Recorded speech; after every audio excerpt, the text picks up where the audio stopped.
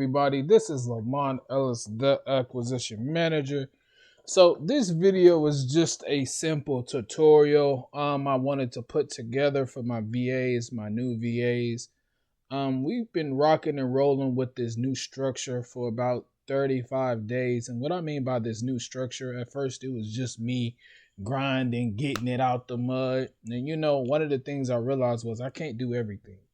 So I started to use other strategies. Y'all heard of OPM? Well, this is OPS, other people's services. So we coming in, of course, you get paid out the transaction. For those who made it this far, you already know that. So I just wanted to make it short, simple for you guys, a easier tutorial. We're over that. Let's get to the big boy. This is your resource packet. This is kind of like your guide, your course, your 3-day course put into a simple video, something small, short, ain't gonna take too long. But this course has everything that you will need to be successful. Over the next few days, I'm still adding stuff to it that I think will help you guys. I have a lot of notes. Again, I've been doing this for so long, and some things I forget, some things I don't. I want to let you know. I don't consider myself as a seasoned vet, but some people would say that since I've survived this long. But let's get right to it. So first things first, let's click into it. So click on one day. You can go through all this quick. See day one. So here's your scripts. Here's your cold calling SOP. Here's your recruiter SOP. VA cold caller, acquisition manager, task over review, buyer VA outreach, buying agent, and listing agent. So I'm going over these just because I want to keep it fast. I understand that everybody doesn't have time to watch an hour video, so I'm trying to make it as fast as possible. This is a VA buyers outreach. I'm going to show you guys what this is. So as you can see right here, buyer VA outreach.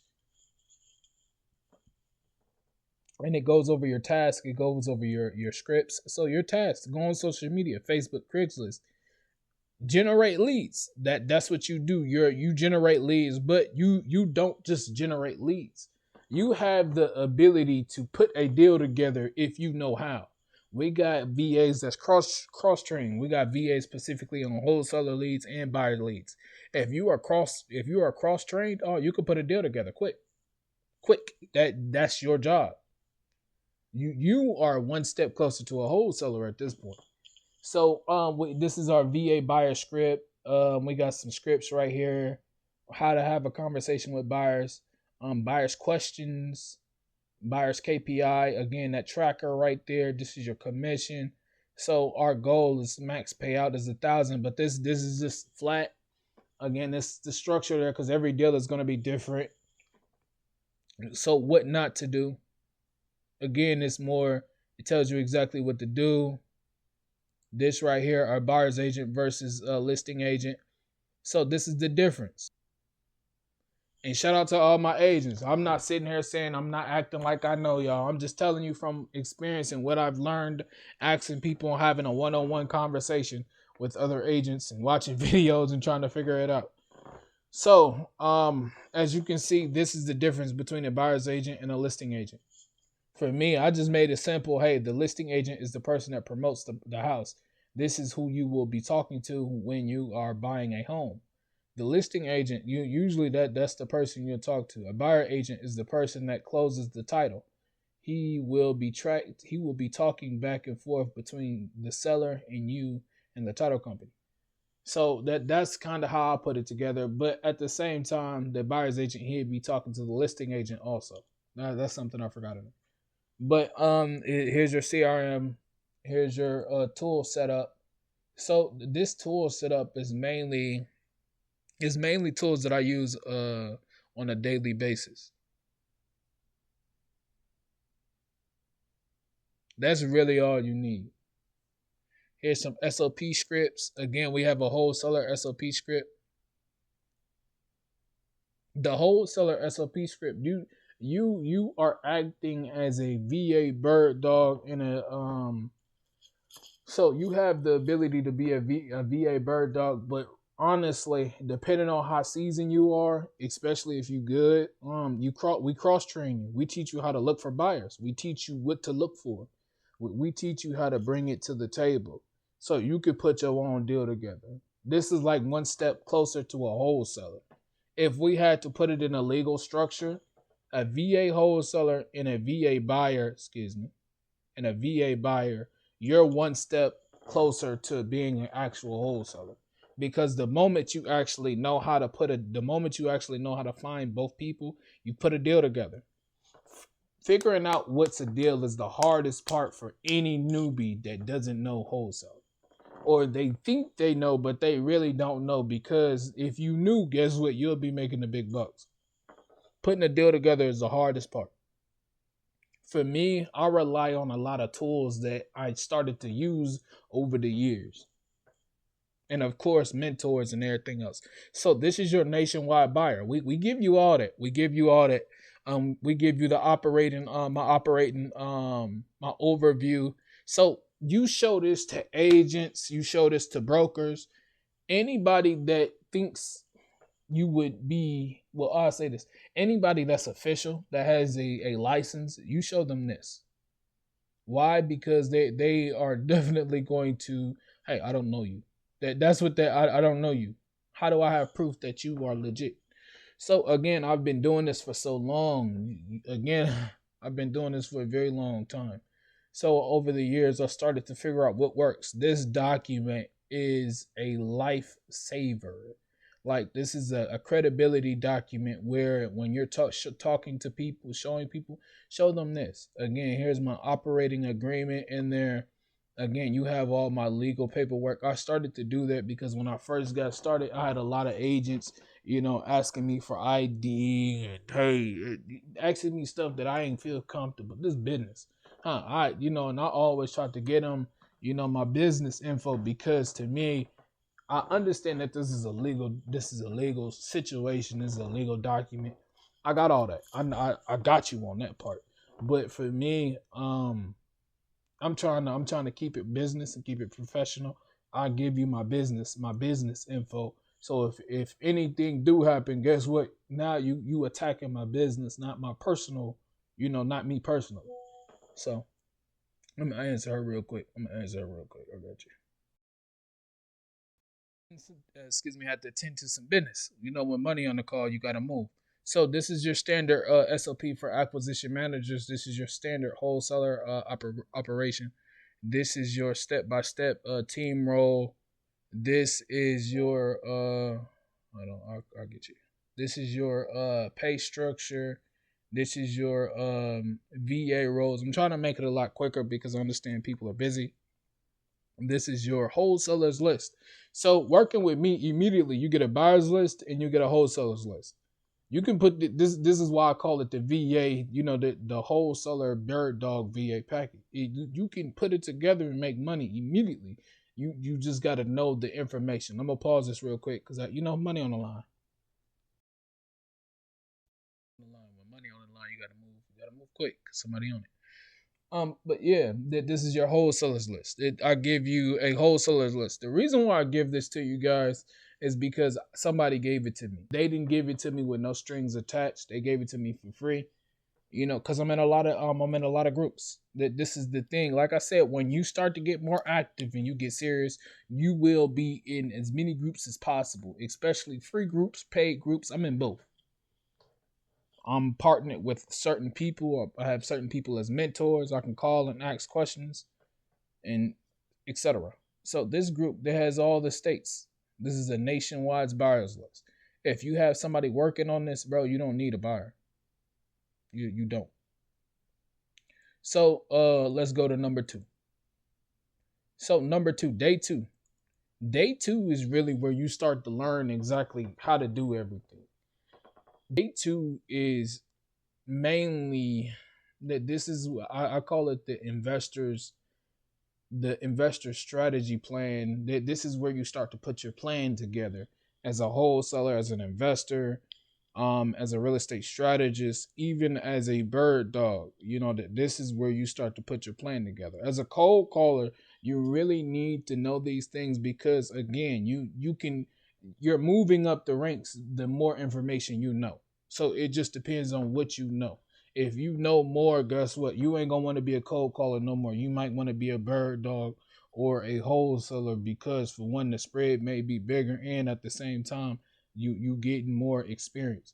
So my goal is just to teach everybody how to do everything, regardless of what you want to stay in or not. I think it's very important for you to know what to say, how to say it, how to talk people, because you the first line of offense as a cold caller.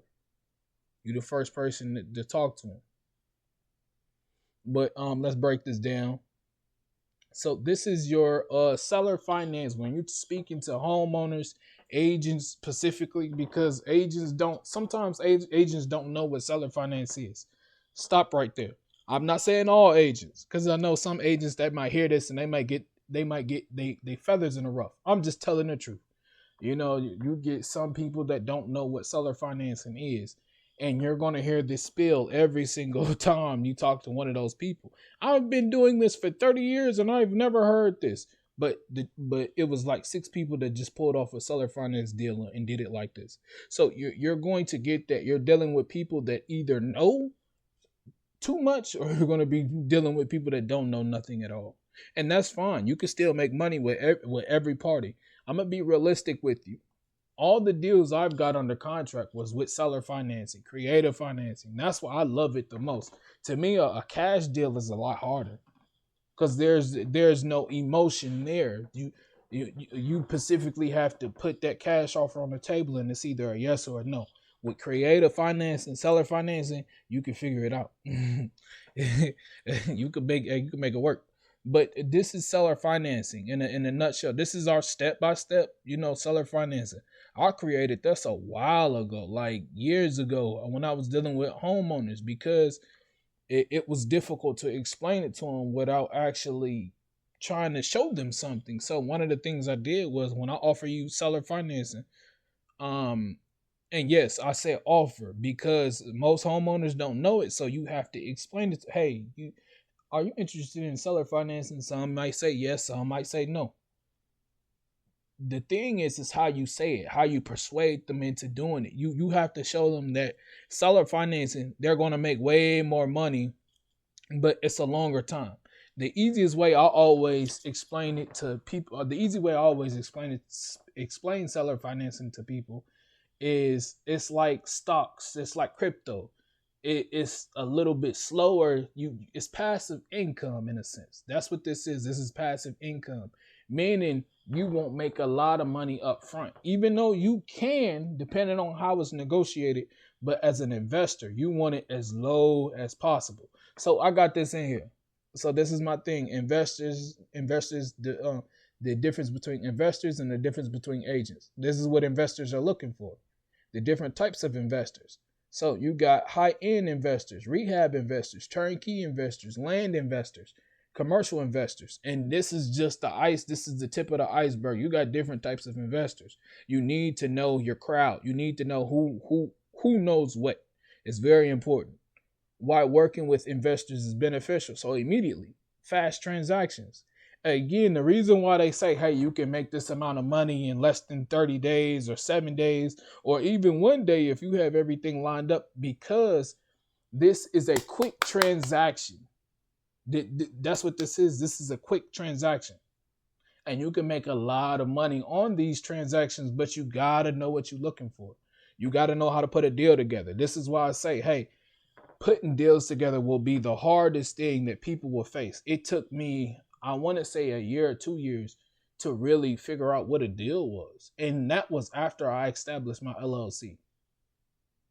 Again, I established my LLC in 2023. I say all that because it takes a while. It takes a while. You have to bump your head. You have to bump your head. That it taught me so much. But enough about me. Repeat business. Again, this goes over the different types of seller financing. So we got seller financing, taking back a mortgage, land contract, subjectto. Even though some people say, hey, this is not seller financing. So the reason why I said it, so seller financing is a broad it's broad. There's seller financing, owner financing, and then I forgot the third one. I forgot the third one. I told you I'm not a know-it-all. This is what I know. So seller financing, this is more creative financing when you get into the subject twos and all that. Excuse me. So this is seller financing. Excuse me. This is subject to. This is taking back a mortgage. This is land contract. This is private lending. This is IRA. So pretty much what all this is saying, these are different ways that you actually can buy a property. So when you are buying a property, using any of these techniques will help you buy a property. The ones highlighted in green is the ones that most people love to use, and it's easy. When you highlight it in orange, it's like you have to learn how to use lending. You have to learn how to get the best deals. You have to learn how to time your spread, time the market when you sell. Ask me how I know these things, because that's what I'm learning right now. So lending is a lot different because you're playing with debt that you have no control over. You're playing the reason why I say no control over seller finance and subject to taking back a mortgage and land contract. You can be creative. It's all holds bar. For those who don't know what that means, shout out to WWE. But anything is possible.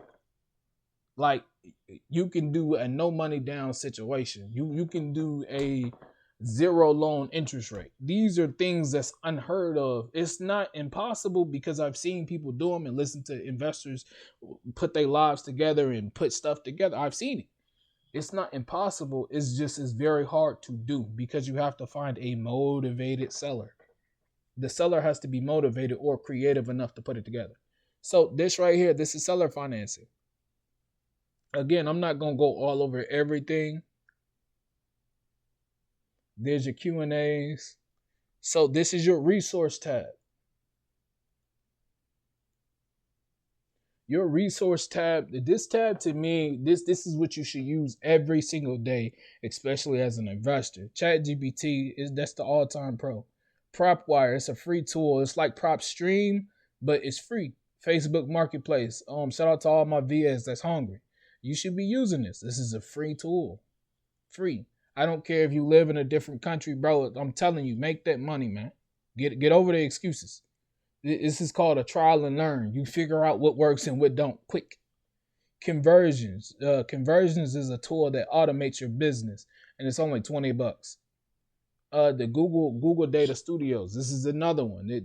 Bro, easy. Investor Lift. So I use Investor Lift for a bunch of different reasons. I have partners that own Investor Lift. To own Investor Lift, you have to have 10K at least to pay it every month. Nah, I'm cool. The title company, the title generator. When you putting stuff together, you come up with a catchy title. Proof of funds, Google Earth, Google Sites, Gemini, Canva, Buybox. This is through me, but this is through my partners, but you can use my account. Renterview, however you say it. This is a market tool. This tool shows you how to analyze the market. General Agent, this tool is a free tool, but you able to make calls. The tool will make calls for you. They'll order appointments. They do stuff for you. It's an automation tool. It saves you a lot of time. This right here is our purchasing process. So again, I created all this because I was talking to agents. I was talking to agents, homeowners, and I had to explain my process. So me as an acquisition manager, so do you see right there? This is exactly what I said. The purchase agreement will be assigned to one or other parties. What this means that the buyer stepping in will be complete the purchase price. So basically what I said was, I'm assigning this property right away. I'm telling them I'm assigning the property. The reason why I did that is because in the US, when it comes to wholesaling, this is why market laws and all this is important. You need to know what's legal and what's not legal. In certain states, it's illegal to do wholesaling transaction. It's legal or illegal to do it. So you need to know what states, what laws you're working in. It's very important. So a O&E report. This is something I was telling my VAs. So this is something you don't have to do as a wholesaler, but it makes the transaction a lot faster. You save time for the buyer. This is how I was always taught. When I first learned about wholesaling, my partner didn't tell me nothing about an O&E report. So guess what? I didn't know it. I ain't think about it. I ain't know. But as I got more experienced, I started having other mentors. This is something they brought up. Hey, an O&E report. What is an O&E report? I started looking it up. And one of my partners, he always said, if you wholesaling, it's very important for you to have a O&E report. It saves the buyer a lot of time. It helps you get paid faster. The problem is to get an O&E report, you got to spend money. And that's the issue. Most people don't want to spend money. So this right here, the buyer's this is how you analyze a deal when you are looking at multiple properties. So I sent this to one of our buyers, and he was actually interested in the property. So again, this is the house's address. When you sending it over, and especially if you reverse JVN, you take half of the address out. You tell them the markets that it's in. This is the asking price. This is ARV. This is the repair estimate. This is the buyer's profit and loss. This is how much the buyer is going to make.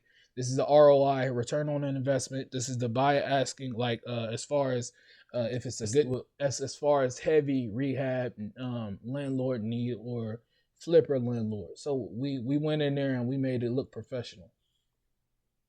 So this is my subjectto. Again, I explain a lot of these things. How to do subjectto, what is a subjectto? Got the Q&As right here, subjectto versus subjectto hybrid, profit and loss. This is the video. So if you click right here, so immediately when you click on this right here, it takes you directly to subjectto video that explains exactly what subjectto is, video form. Now, I don't know who video this is. I just found it, and I liked how it explained it all cartoon-like. It was quick, fast, not too fast. I mean, it was quick, fast, not too long, but fast enough where it was like, I think 2 minutes or something like that. So the pros and cons of subjectto. Some people would say, hey, I wouldn't have this in there. But me personally, I put it in here because I feel like you need to know the truth. You need to know exactly what you're doing. And this is how a lot of people get into legal trouble, because they hide in the information. For me, I don't want to hide the information. I want to tell you the truth. So explain in terms. This is all the terms that you can do on a seller finance subjectto. This is all the terms that you can do. Yes, it's a lot of terms. So what are terms? So in a typical seller finance subjectto, terms are like down payment, interest rate, monthly payment, purchase price, time length, amortization. These are terms. So we got that together. We also got a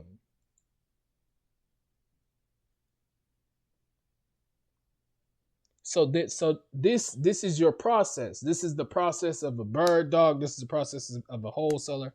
This is the process of pretty much everybody in the real estate space, like as far as like acquisition manager, wholesaler, bird dogs. We didn't get lead generators on there, or we didn't get connectors completely because we just put them all together. So as you can see, this is the process. This is how long it takes. As you can see, it start to say deal could fall apart. So again, I've been through all these steps. This is like the hardest thing. This shows you how long I've been doing this. If I've been able to put this together, like I ain't gonna lie. So you start to see like the process. That this is the full process. Payday. So I got it mapped out for you guys. Here's free phones. So I had got some free accounts for my VAs, and then I started to learn. This is why I say trial and error. Knowledge is the key. I started to realize, as I was putting the team together, that some of my VAs couldn't use a phone. So I pivoted. Okay, let's get y'all some actual phones what y'all can use. Scared money don't make no money. I'm a hustler. So here's links as far as how to tell the market. These are free services where you could tell the market. I got videos explaining how to look at the market and do all that. I might do one later, but this is just a brief tutorial of what this is. This is how you tell the market. Why is this important? Shout out to Diego. He a new wholesaler we just brought on the team. So Diego had a property where he bought it in the wrong market. He brought it in the wrong market. Nobody wouldn't touch it. What I did, I came in there and hooked it up for him, structured a deal where the buyer would actually purchase the property. The buyer said, he said an old wholesaling term, a old wholesaling quote. He said you couldn't even give that property away. And he was right. I spoke to a lot of buyers, and that was one of the things that they had said. And one of the things I always tell my VAs is if you hear a buyer give you the same price over and over, that's literally what they're willing to pay for. You can't force the buyer to pay for something. So what I did was I structured a seller financing, where it makes sense. The rest is history. So this it shows you the market. What's going on with the market? Is it a good market or a bad market? This is a lot of information you need to know. But at the beginning, I'm gonna be honest. Just get your hands wet. Start learning what you need to do. So this is the terms. When you're doing a purchase and sale agreement, as an investor, this is your terms. As a wholesaler, as an acquisition manager, you stick to this. When you start to get a little bit more advanced, you don't have to worry about this. These terms are not stick in stone. I want to say that right now. These terms are not stick in stone. If the deal makes sense, you may have to break it. You may have to break those terms. So this is the difference between a wholesaler and a real estate agent. We go over all this. Again, you see the difference as far as how wholesalers are supposed to analyze a property. I say supposed to because most wholesalers only know the wholesaling formula and ARV. If you ask them what is the ROI, the net operating income, the cash on cash, they ain't gonna know it. The only ones that actually know those things are the people that's buying properties or the people that's specifically doing with seller finance and doing when they actually need to know it. I started to learn these for one when I started to want to buy a property. I had to learn this to buy an actual property to not F off the property. I wanted to buy it right. Exactly. Okay, let me learn from the investors. So this is your comping. This is how you comp. So this is how you specifically analyze a property. This is how you comp. So you determine a property. When you analyzing a property, you want to look at it from these steps. Step one, identify, is it single family, is it single family, CRE, commercial real estate, and then MF, multifamily properties. So you want to look over that. Step 3, you need to determine what is the ARV. What is the we go over it. We go over how to determine ARV also. So the other thing, look for mortgage info. You want to look for the mortgage info. The other thing, you want to look at the last sales price. What was it sold for? You want to look at the rent history. You need to determine what is the rents in the area. What is the rent market? This, you are analyzing the actual property. This is not a quick wham bam. No, this is fully, as an investor, does this make sense? Why this is important? Because when you are, especially as a wholesaler, you need to know what your buyers are looking for. This is how I was taught. This is literally how I was taught. If you don't know what your buyers are looking for, you won't be able to tell. The other thing, look for market data. You need to look at it. You need to determine market data. You need to determine the trends. We just went over that briefly, but you need to determine it. Look for owner history. You need to know who's the owner, the wholesaler. It might be a Dixie train. It could be so many things going on. So you need to determine it. When you're looking at the mortgage history, this is a screenshot of the mortgage. So you want to look right there. The equity is going to tell you the next move. Right there, the loan balance. Okay, so what is the loan balance? How much is it? Because the reason why it's going to tell you, for one, can you wholesale it? And then for two, it's going to tell you what's your next move as far as should you do seller financing, subject to, specifically. Subject to because it has a mortgage on it. So the next thing, average sale. So it shows you right there how to come up with a quick wholesale discounted property. So it's telling you right now, if ARV is 75K, we don't worry about that, times the 20% discount, which is 115 cash offer.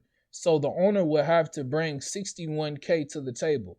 How did I do this? So if you take this 61 and you subtract, well, you do the 20%. This is where your wholesale. So this right here is explaining your wholesale cash offer. So this is how much the actual buyer. This is how much the homeowner will have to bring to the table. So immediately that tells me a wholesale offer wouldn't work. So this is the difference between a wholesale property. The equity needs to be good. Look at the equity now. This is different. So do you see right here? Determine if the scenario is to take over subject to. So you need to see this is the things that you look at: loan amount, term amount, interest rate. Mortgage type. Is it fixed or is it reversible? Meaning it can change. Yes, the mortgages change. The loan amount. So again, this is just going over what to do. So for those, we got another video on this also. Subject to. So as you start to see, this is good information for you. When you've taken over a mortgage, this right here is really just a step-by-step play of using Buy Box Cartel. I like using Buy Box Cartel because it makes this process super easy. It's so easy a baby could do it with Buy Box Cartel. It's an AI tool that does subject to and seller financing quickly. So again, I'm not gonna go over all this, which I kinda am because I know people, it's too much. People don't have time to sacrifice, so I'm trying to go quick. How to check your conversation. This is a tool that helps you pivot when you're on the phone. So this is a quick guide. Right here. This guy right here is when you're a rookie, you just getting started. You don't know nothing. Okay. Hold on real quick. Let me check what she's talking about. Okay, so this right here is like your quick guide to real estate. Like again, I put a lot of time and effort because I did this for a very long time. So these are the books that I read. The Art of Closing, the Negotiation Tactics, the Power of Positive Thinking. You have to be positive in real estate. I don't care if you've been doing this for so many, bro. You got to be positive. You have to. The Wholesaling Bible. This teaches you a lot of what the step. This teaches you a lot of what I've already know. Emotional intelligence. You got to understand you have to strategically think when you on the phone. See, I'm a hothead, so I kind of lose it a little bit, but I'm strategic, so I try to make it work. Seller be sold. This is a good one. Shout out to Grant Cardone. Are you the people? You have to understand people are actively selling. Either you're buying or you're selling. Which one are you? The Rich Dad Cash Flow Quadrant. This helps you figure out what role are you in life. These are other things that I put together. The process, the start building your brand. These are all links. Again, this is a course inside of a course. The real estate trick bag. This may be my favorite document. So the real estate trick bag. Who are you? What is your role? So if I'm the buyer, so remember, wholesalers, you're acting as the buyer. Remember that. Wholesalers, you are acting as the buyer. I keep saying it because that's what a wholesaler is doing in a sense. So as a cash buyer, you have cash offers, creative financing, wholesaling, traditional lending, or different loan types in trade for equity values. As the homeowner or seller, it's a lot different. As a seller, you can do seller financing. The buyer can do seller financing, but it only works if the homeowner actually wants to do it. You get the point? Got it. Okay. So they have subject to fix and flipping. This is what they can do with their home. And it may be more. This is just everything that I know. So fix and flip. The Bird method. Taking back a mortgage. Contract for deed. Short selling. Creative financing. And they can rent out. They can rent it out. So for you, pick your avatar. What role are you? Are you the wholesaler, creative finance specialist? What are you doing? Are you the flipper? Are you a bird dog? Are you as me, I'm an acquisition manager. This is my role. I'm doing literally what I'm supposed to be doing. So quick notes. I left this right here. This is something I was learning. Again, this goes back into, the type of things that you can do. So the realistic payouts, the comping, when you're comping, this shows you how to comp. So when comping, you look at these things, appraisals. So I'm going to be realistic with you. The only thing you're going to look at really is an ARV. The reason why I have this on here is because this shows you how to come up with a true value of a property. When you're trying to come up with a true value of a property, you need the appraisal report, but you don't have to do that if you want to go and you a wholesale. The ARV, the resale value, what are buyers actually willing to pay for? What is a buyer saying? Hey, I pay you X amount, Y, and Z for that. And then once you get all this information, it shows you the true value of the actual property, the condition, the market value. Using these tools, you can comp easily. Comping easily with these tools. We all have YouTube. We all have different social medias. Look up a quick video on how to use it, how to comp off of it. So this is a simple formula that my partner created, and I added it in there because it makes it makes the process super easy for VAs to comp on the go. Like literally, this is an easy tool where you literally can look at Zillow and comp it right there. So ARV times the 40%, 50%, 60%, 70%, 65%, 70%. So how do you know which ones to use? So let's say if the purchase price was 150, I would use this one. This one.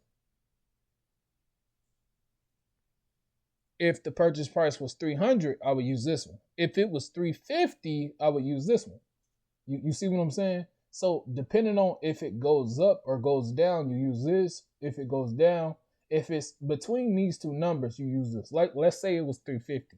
So we know we can't use that one. That's 300. It's 350. So we would use this one. Let's say we had a property that was 400. We would use this one. Let's say we had a property that was 510. We would use this one. 5,510. We would use this one. Let's say we had a property that was $1 million. We would use this one. So it just helps you comp on the go. This is scripts, other scripts, terms, investor presentation, which roles are you as a cash offer. So the commercial guide to comping. So this right here is when you are working on a commercial property, you will definitely need to hold on guys. Okay, sorry about that. Money on the line. So this right here, this is your how to comp commercial. How do I know this? Because I took an 8-week commercial class on how to buy properties. Again, if you want to learn how to comp something or buy something, you need to know what other people are looking at. You need to know why they are asking these questions. Why?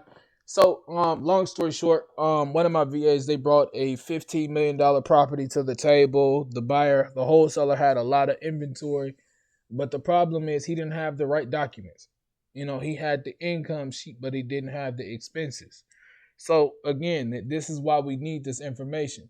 So net operating income, NOI, the operating expenses, he didn't have this part. We need to know this to put the deal together. Operating expenses, the cap rate, determining the maintenance value. These are income producing businesses, so they're going to consistently have maintenance issues.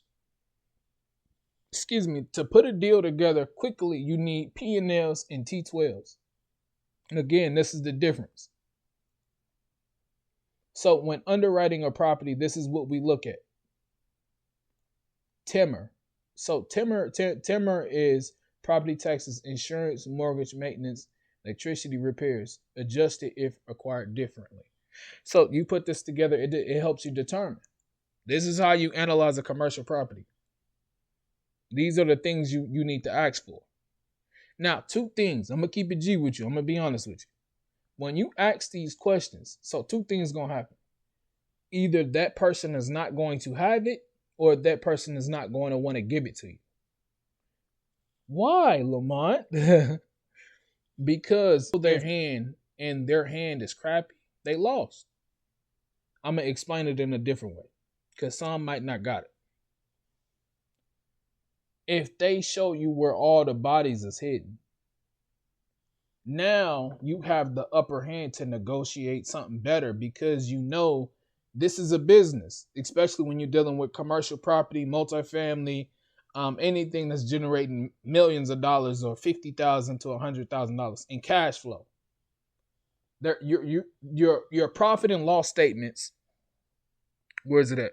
Your profit and loss statements in T12 is going to tell me if you've been taking care of this property or running it poorly. As an investor, that's an advantage. That's a good thing to know. It helps you negotiate something better. Because hey, the cash flow is not, you're saying this property is going to project, you're saying the projection is going to generate $50,000. But the biggest thing is it's only generating $10,000. You're ripping me off. That's unfair. So you start to see, as a business technique, if you tell me, hey, this property is generating this, it has to generate that. It has to, for me to buy it. So looking at this stuff, it shows you you could do seller financing on a commercial property. You can do track cash on cash, unit turnover. These are things that you need to know. Tools. So I have another sheet that showed you with the tools. I don't think I added in here. Land. Again, I'm a wholesaler. I'm a acquisition manager. I'm a wholesaler and an acquisition manager. So I'm working. Why I became an acquisition manager, and I know this is long, but I'm trying to make it short. But I became an acquisition manager because I was partnered with other disposition companies that needed wholesalers. I jumped in there. Couldn't swim at all. Jumped in there. And I started trying to bring stuff to the table.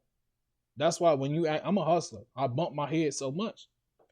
So I started picking up on what to say, what to ask for, what to look for. The biggest problem when you're doing wholesaling, and I'm gonna be honest with you, is getting the deal that's actually going to work for the buyer. That's going to be the hardest thing because you got people fighting you that they want a good deal too. And can you blame them? If you had a property or you had something and you saying, hey, you got to lowball me to take the deal. It don't work like that. People are willing to pay for only what they actually feel like is worth it. So here's your creative creative calculator. I put all type of stuff in here for y'all. So I want y'all to know as much as I know. Bear with me, my internet going slow. So this is the calculator. How to use the calculator. I got a bunch on how to use a bunch of videos. This is your creative seller financing calculator. You click right here. This is the cash on cash. Remember what I told you. The only people that know about cash on cash is people that actually are using seller finance. Because you have to. You have to know exactly what to do. The entry fee. This shows you if this right here shows you if it's a good deal. Remember what I said. The biggest issue for people, they do not know what is a deal and what's not a deal. This is what tells you. Is this worth the actual money that this guy is wanting me to pay for?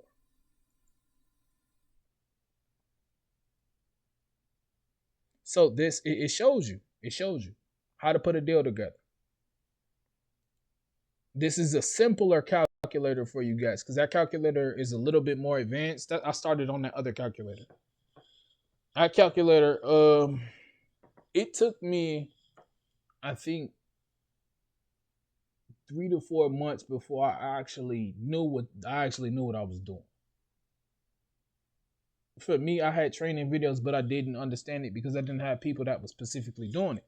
Until I got into another group that specifically put seller finance deals together. And I was like, oh, so that's how you do it. So, you're going to start to learn. So my mentors have mentors. You guys, I'm going to be your mentor. Every mentor has their own mentor that did it better. By the way, I'm going to let you know this now. I'm going to make mistakes. My actual mentor that's been in the game for 20 years, he makes mistakes to this day. And he tells me all the time.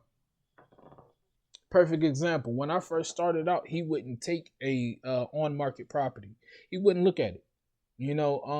He had a specific way of how he did it. But there was other mentors that would take on-market properties, but he wouldn't.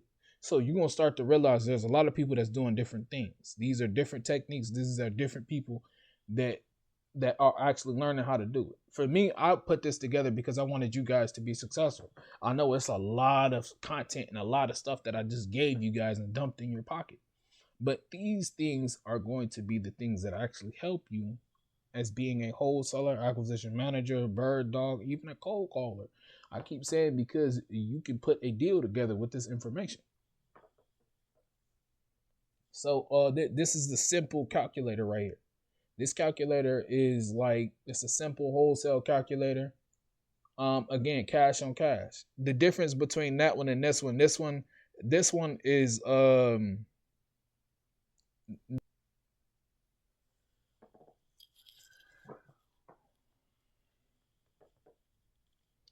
okay, so this right here is just a script. It's a guidance script.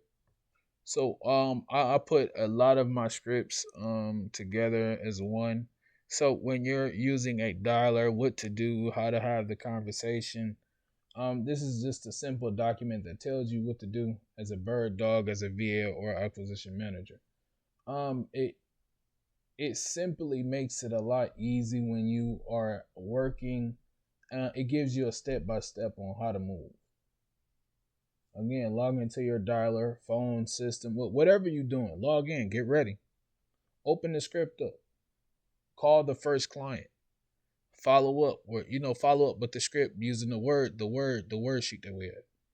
Document everything on the phone call. Submit any deals to the form. So again, it's just a simple step by step of how you actually supposed to be doing it. I know some people they need to be told what to do, and that's okay. We don't hold nobody. So this right here, this is one of my other favorite documents. This is every type of seller finance. You got seller finance and take back a mortgage, land contract. I'm going over it fast because I know this video getting long. It goes into detail of what is the difference between these. So contract for deed versus owner finance, and the difference would be when you get the deed and make the last payment. And then I have notes in here specifically in the links. And in these notes, it tell you exactly more into detail why this is true. Again, I got a lot of this from other courses, legal documents. Again, trying to put things together. I'm gonna click on one different legal documents. It together. I just this copy and pasted everything. This went to homework. I treat this like school. So again, subject to taking up a mortgage, and then the different type of seller financing. Creative financing that you can use. So what is creative? What I've learned is anything creative is using the strategy OPM. It's like using other people to do what you're trying to do. Using lenders. Lenders in a short and simple way, lenders are the people that's willing to lend you the money to purchase the property. IRAs, it's a bank account. I mean, it's a retirement account. Now, going as far as what it actually does, I couldn't tell you that. I don't know exactly what it do. Again, I don't know everything. I'm just a person that I'm trying to put it together to get this to work, and not just work, rely on it. So creative financing, traditional lending, and then what is a pre-approval letter? So a lot of these things I had to learn, bumping my head, trial and error. I'm having conversations with people and they brought it up immediately, try to figure out. So this is another one. So you're going to start to learn that you can wrap a mortgage over another mortgage. So what that means in a simple way, let's say let's say I purchased a property and the property had, I'm gonna do it like this. Let's say the homeowner gave it to me seller finance. If the owner gave it to me seller finance, she created an actual mortgage between me and her, and now I'm paying her mortgage. Now I take another mortgage from somebody else. Let's say I sell it to Bob on a contract for deed. So now I just wrapped my original mortgage with the homeowner with the Bob's mortgage. So now Bob is paying off my mortgage instead of me paying it off. I get the split in the middle. I get the money in the middle, whatever's left over. Let's say my mortgage is $500 and I make Bob pay $1,500. So you do the math. If Bob is paying the $500 mortgage and I'm getting $1,500 from Bob, I got $1,000 left over. That's money in my pocket. I just flipped that mortgage. So comping, how to comp a property. So when you comp in a property, this is how I comp portfolio property. So this is something where, for those who don't know, I'm in the process of buying my own property.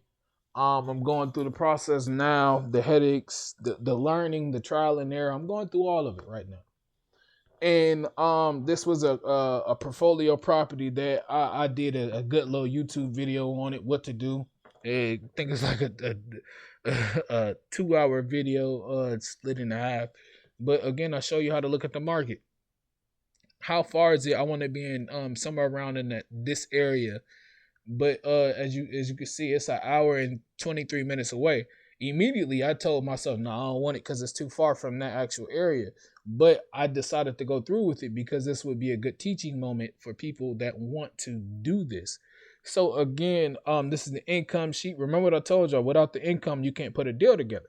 That wholesaler, he didn't have this. So without this information, I could not finish the rest. So as you can see, so income minus expenses, if you put it together, this is what you're left with. This operating income. So this is how much income you have left over after paying all your expenses. Remember, you still got to put money in your pocket for a rainy day fund. So you're not left with this whole 52K.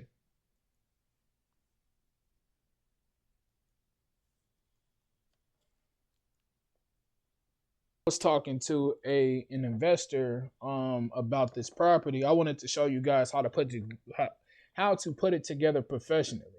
So we were reverse JVing this property. So immediately, this is what I did. I took the city, the state, and the zip code. Most investors, especially seasoned, they can tell you if it's a good zip code or not. They'll be able to tell you about the property before you can even tell them about the property. How? Why? How is that possible? I got you. No, it's possible because when you've been doing this for a long time, you know those properties in those areas. You know what they sell for. You know the type of work it might actually require to fix it up. I say that because I'm a member of my local RIA, Minnesota Real Estate Investors Association. I go to a lot of the meetings. I go through house walkthroughs. I get to see rehab properties, talk to investors. They tell you what to do, how to put it together. They show you everything, especially as a wholesaler. You need to know this.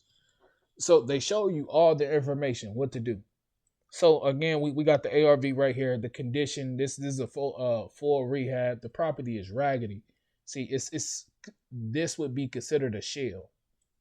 So it's raggedy. It's nothing there. So again, the biggest thing was we was trying to get a purchase price for this property. The wholesaler, shout out to Diego. I'm not gonna put him on blast like that, but Diego, this was the wholesaler's first property that he tried to wholesale. And one of the things I was telling them was investors, the reason. First of all, when you're an investor, when you're a wholesaler, there's certain things that there immediately that I could tell he was new just based off of the conversation we had. He couldn't tell me specific things. Like one of the things I said was, what are the buyers? What is the market saying? What is the market saying about your deal? There's an old saying in real estate, the old quote: the buyers will tell you if you have a good deal or not. The market, it'll talk back. And in this case, the market was talking back. He had already told me, he had already told me after the fact that, hey, this, and this. So what I did was immediately what I did, I'm not a contractor. I don't know nothing about building houses. I'm a hustler. That's the difference. A hustler is a person that I almost cursed. A hustler is a person that get things done. You hustling for your family. So for me, I'm a hustler. I look at this a lot differently. Immediately, I'm going to go talk to the source. I'm going to talk to the people that actually would buy this type of work. Hey, how much would you buy this? I'm just trying to get feedback on this one.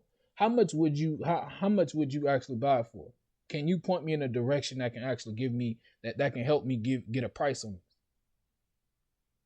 So you see what I'm saying? I'm not leading directly with numbers. Even though we both did the numbers, I comped it right then and there when he brought it to me. Okay, comped it. But again, Remember what I told you back in this document right here, and I know this video getting long. This right here. This right here. Remember what I told you. The buyers are going to tell you what they're actually willing to pay for the property. They will tell you that.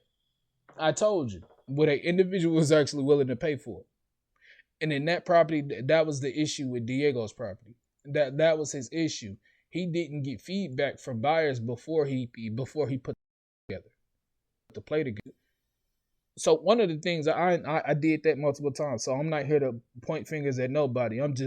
It's a perfect example. It's an example of why you need to know certain things.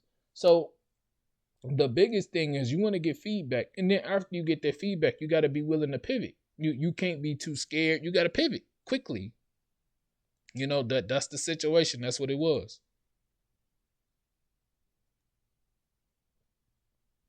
So with this, immediately I pivoted to seller financing. The reason why seller financing, it works. You can any deal with seller financing.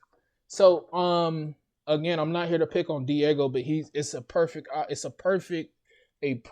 situation. Diego used to be a real estate agent. For those who don't know about wholesalers, real estate agents, and investors, we have a document on that. But agents, real estate agents, they look at something totally different than what investors look at. So it's very difficult to tell them, hey, you need the price at $50,000 when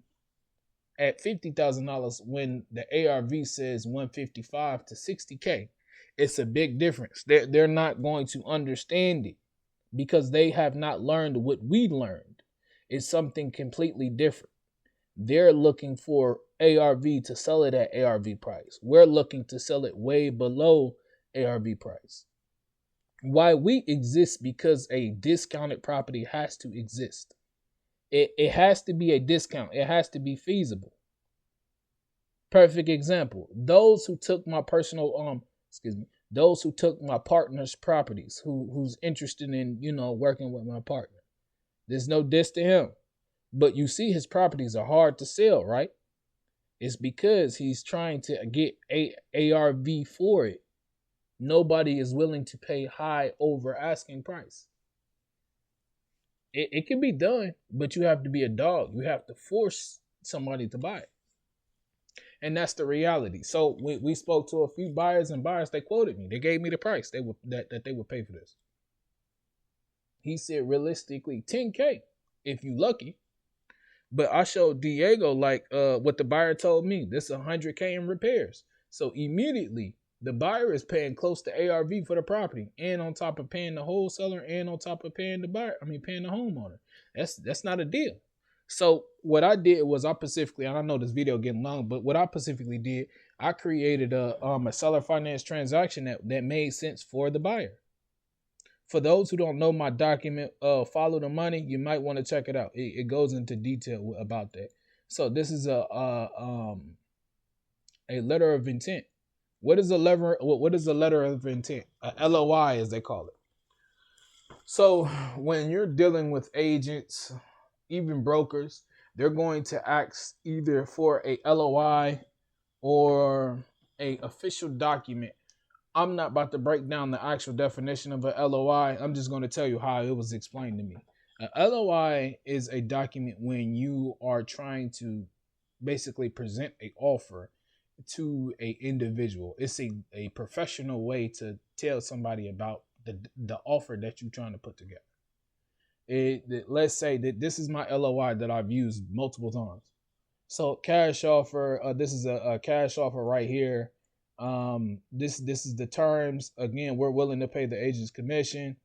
This is the total agent fee. Again, we were going to give them a little bit more money than what they were going to make. So this specific offer is asking the agent to do a dual agency. For those who don't know, when working with an agent is going to take 3% of the commission. Agents are only allowed to make a certain percentage as a real estate licensed agent, and they do the buyers side. If they act as a listing agent and they act as a buyer's agent, they get paid 6% of the transaction. So whatever the purchase price is, 6% of that, that's how much they make. If they're only being one side, if they're only a buyer's agent, they get 3%. If they're only a listing agent, they get 3%. But if they decide, hey, I do both, they get a full 6%. So this is the EMD, earnest money deposit.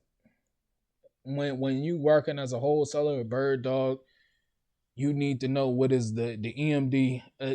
Typically EMD, and I have rules on that. Go back to that rule thing we spoke about earlier in the video. EMD, it depends by property type. If the property is worth $1 million, you definitely not. They not gonna let you put $100 down. They gonna laugh at you. You ain't got no skin in the game. But if you like this type of property right here, $75K, $100 will slide. As you can see, we put $750. It's usually 1% of the purchase price, or at least I think 3%. I forgot. I gotta look at the rules. But the closing costs will be paid by closing, by buyer and closing. How long do you want the transaction to be? Usually, again, go back to the contract rules, but usually is the actual transaction length is 30 days. The inspection period is a lot shorter. The inspection period, so depending on what you're doing as a wholesaler, you will use this inspection period to find a buyer, or you might actually use the inspection period for the actual buyer. Closing location to be. So as you see right here, buyer will select closing attorney. So meaning you bringing your own attorney, you bringing your own title company. You doing it at your own title company. And then right here, it says, if this doesn't work for your client, how close can they come to meeting these terms? So immediately we left the door open for another offer. And then this is right here. This LOI is valid until blank, blank, blank. So when you have this, when you put this in, this makes it a legal document.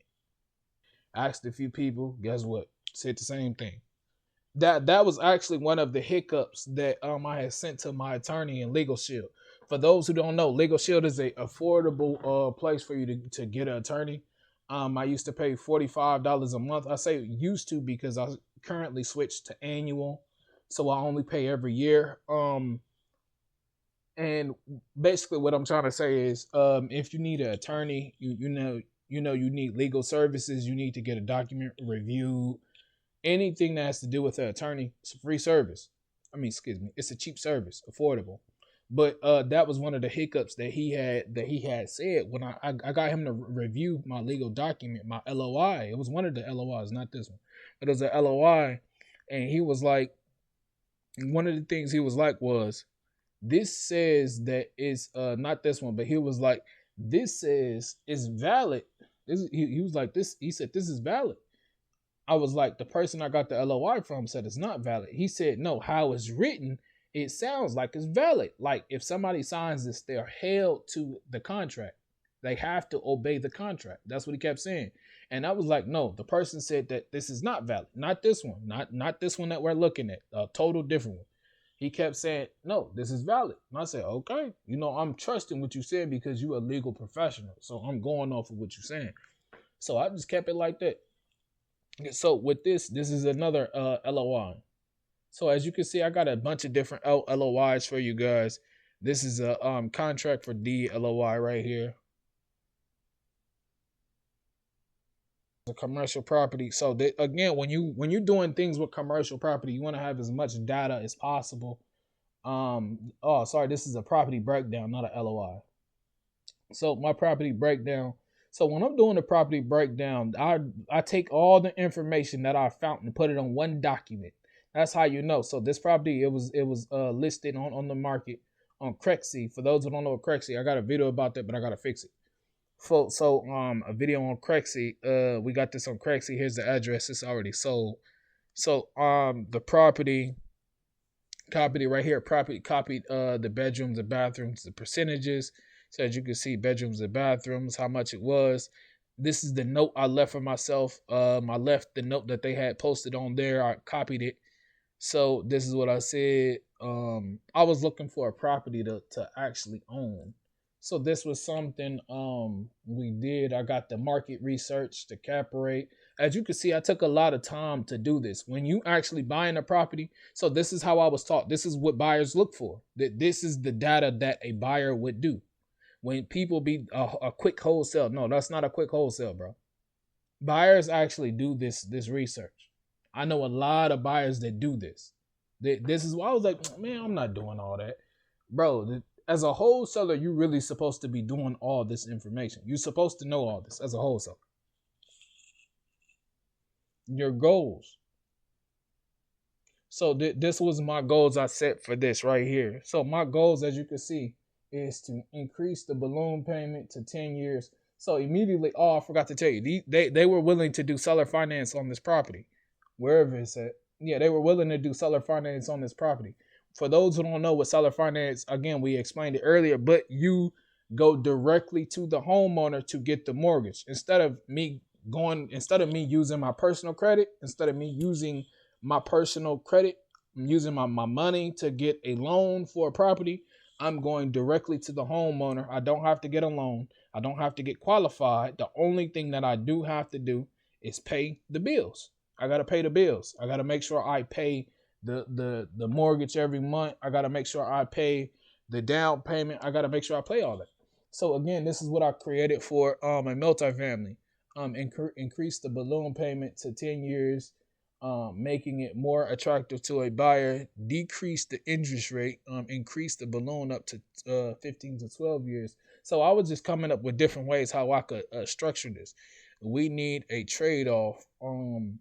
And then I left a note right here. No, the property may not be able to increase rents, so we will decrease the mortgage payments to the homeowner and should leave us more cash flow on the table. So remember what I told y'all, it's about the money. I might do a quick video on this, on the follow the money thing, but I think I did actually, but not for sure if this the problem. So the problem with this specific property was the homeowner, when people sell properties, and this is another thing, when people sell properties, they try to increase the rents as much as possible. They call it inflating. They try to inflate the actual purchase price. That's why looking at those T12s, those profit and loss statements are important, because it shows you exactly, is it worth that or not. You looking at a few years. I believe you're looking at 3 years going back. So if they start generating a lot of cash in the last year of those 3 years, we know that they've inflated their rents. So we're not going to go by that that last year that was generating a lot. You're going to take that into consideration, but you're not going to go directly off of that. You want to go off of the actual last 2 years that was generating poorly, because it gives you more of a negotiation tactic.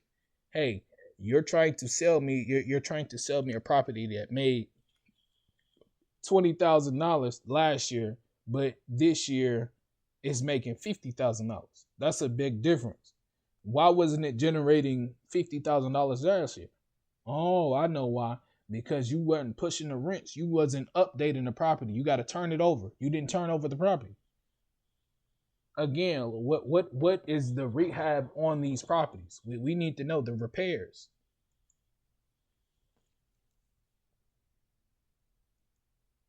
So this right here, oh, I'm happy I found it. So this right here was Diego's property. I'm gonna go back to it. I knew I put it in here, but I wasn't for sure, because I was like, I do so many things where it's hard to keep up with certain things. Is this Diego's property? Yeah, this is Diego's property. So shout out to Diego. I'm not bashing you. I'm not talking down on you. I'm just you a perfect example. When you in wholesaling and you don't know nothing, this is a perfect example. So this is Diego's property. So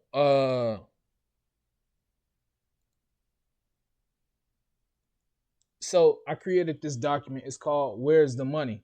I think I typed it as Follow the Money, but where's the money? So this is a simple breakdown of Diego's property. So Diego was trying to get 100K. He was trying to get 100K for it. I think it was like 190K, something like that. Then Diego negotiated it down to, I think, like 75K. You about to see. So immediately it breaks down the reality of the cash buyer. What is the problem with the cash buyer? So if a buyer pays $30K for this home and he puts $100K into fixing it up, all together, all in, the buyer, he would be $130K. Remember, the ARV is $150. So I want you guys to understand this. This is a business. So I want to make money off of my money. If I put $100K into this, that property better damn near be generating so much cash, it better be worth it. This property, as we looked at earlier, it's not generating cash at all. That property is no. It's going to take so long for you to make your money. So again, we breaking it down. This is the rents in the area. Subtract the rents, the mortgage. This is what the buyer's left with. Negative $1,239 after 40% expenses. So after all these expenses and this rent, remember, he just put $100K into the property to fix it up. So this is what he left with. How long to get their money back? So how long would it take for him to make this 100K back? It would take him this long, 105 months. So step 3, if it's not fixed up, this is the strategy the buyer will have to take. So as you can see, this is why payments must be low. So I sent this to Diego because he's an agent. He doesn't understand exactly what's going on. So I'm trying to teach him. I'm trying to show him different. I'm trying to show him the investing, how people think investing wise. He's thinking like an agent. So I'm trying to teach him. The biggest thing about agents is they do not know investing. So you have to teach them exactly what's going on for them to understand. And then you got some agents that do understand. They know it more than you know it. So you're dealing with people that know different things. So step 4, why the low payments matters. So it shows you why it matters, because the buyer has to put in $100K in repairs in the product. He has to fix it up. He's losing money immediately if he has to bring money to the table. Keep in mind, the buyer is paying you as wholesaler, acquisition manager, cold caller, bird dog. He's paying you. It's coming out of the transaction. So we discovered that he's paying you, right? He's paying you. And on top of that, he's paying to fix the house. And on top of that, paying the seller. And on top of that, paying fees. Every single time you purchase a property, there's fees that come with it. Legally. I say legally because if you report it to the actual government, title company, all that good stuff, you have to pay taxes on it, especially in the U.S. I don't know about other countries, but in the U.S., you got to pay taxes. Like, I don't know about other countries. I know about mine. So, step 5, step 5, the seller side versus the buyer side. This is the difference. We go over the difference with. So this is why I said why the buyer must resell higher. So I'm breaking down exactly why the buyer would be losing money if he took this. So this is what Diego presented. So as you can see, the way it's being locked up right now. So again, Diego wanted this. I'm showing them exactly the market is bad. So as you can see, last year, his home value was $163,304. This year is $145,529. That's a big decrease. As you can see, 10%. So 10% of the home's value has disappeared. Welcome to the market. So as you can see right here, immediately, this is what I was talking about the taxes. So you got closing fees, you got the home, you have selling it to you, selling it for 10K. So the homeowner got to get 10K. The wholesaler is getting 10K. Immediately, the buyer would be out of pocket $123. And then you can see right here, I said, keep in mind, this is an estimate. So what that means is this could be higher or it could be lower. We don't know because we're not in the actual transaction. We're not talking to the title company. We don't know how much the homeowner actually wants after taxes. We don't know. So we're coming up with an estimate. So this is the solution that I pitched to him. I said, example, the way we're thinking. So this is exactly what I was thinking. I'm thinking like this because remember what I said, the buyer didn't want to touch it. He didn't want to touch the property. So I had to paint Diego a picture. So $100K to fix it up. Closing costs $1,000. Again, we don't know. Again, you see what it says. Could be less or more. Selling it for 50. I said, hey, you can do $50 to $1,000. You can sell it to the homeowner. The buyer could buy it for $50 to $1,000. You can get that. Wholesaler, $50 to $150 to $1,500. So as you can see, the wholesaler got a little bit more. I did that because I wanted to make sure my team eat. Shout out to y'all. So total buyer payment. So as you can see, this is still high. Keep in mind he has to flip it out. So I go over MOA because he doesn't know what MOA is. So I had to teach him maximum allowable offer. As you can see, the buyer is over his MOA already. The buyer maximum allowable offer. And I'm going to explain it shortly, briefly. The buyer's MOA is what the buyer is actually, whatever the formula come out to. And let's say the buyer say, nah, I'm only willing to pay $30K. That's his MOA. That's the maximum allowable offer that you can go. As you can see, he's way over the MOA. So doing the MOA, he would be losing money. And so immediately what I did, now I should have the other document up, I created a seller finance way where the buyer could get this property, I think, for free. The only thing he had to pay for was the wholesale fee. And that was it. I structured it. Hey, you guys, thank you for working with me. I would love to do deals with you guys. I'm excited. I'm ready. I'm pumped. You see the time. It's 10:40. It's 10:24 on my side. I'm active. I'm getting to it. Hey, we getting things done. This is where the money is made. You know that this is a brief overview of the resource VA packet that I put together for you guys. When you're a partner with me, again, you get all those resources. You get my knowledge. You get the questions. A lot of the things that I will be working with you guys on is things that you specifically either need help with or don't have. So this right here is going to be your CRM. Now, I have a real CRM. We use Airtable as a CRM to keep track of everything, everybody's leads. But this CRM is for when you're talking to buyers. This is specifically for you. So when we're having a conversation, I can go directly to this and look at it. This is a simple, just fill out date, buyer's name, email, phone number, his preferred contact. Is he looking for single family, multifamily? Is he active or not active at this moment? What is he buying? Fix and flips, rentals, guts, land? Is he doing other? Is there rehab? Or you can put something specifically like he's looking for he's looking for fire damaged properties. So what is the ARV he's looking to buy it at? What is the price range he's looking to buy it at? For those who don't know, I'm gonna hold your hand. I got you. The ARV should always be high. The price range should always be lower than ARV. If the price range is not lower, you are wasting our time. I'm sorry, I'm not here to, hold your hand completely, but I just want to let you know that price range has to be very low. I got you. Give me 1 second. Excuse me. What is the buyer's preferred markets to buy in? That's very important. When you get to active, you start to see buyers like different areas, and if you give them an area that they don't want, they're not gonna F with you. So, what is the markets that they want to avoid? That's another one. What payment method are they using? Cash, other, hard money lender, other could be a bunch of different things. Seller financing, using equity, a HELOC. What are you doing? How many times is he buying? Again, remember what I said. We're in the belly of the beast. And then does he require it to be under contract? I always put yes because you want to protect yourself.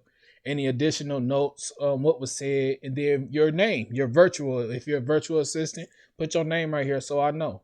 And then this is the same one. This one is specifically for wholesalers. Again, it's asking pretty much the same questions. Something is a little bit different. Hey, is this under contract? What is the address? What is the asking price? The ARV of the subject property, wholesale fee. Sometimes this information is going to be hard to get. Closing date. And then again, it's asking pretty much the same thing. And so what I do, I match this information up with whatever buyers we collect as you guys are working the leads. So these two are your CRMs. So now that we're over there, let's get to the big boy. Very resourceful. I got a bunch of people working with me, partnering with me. I've been doing this for a while, so I better have a bunch of people.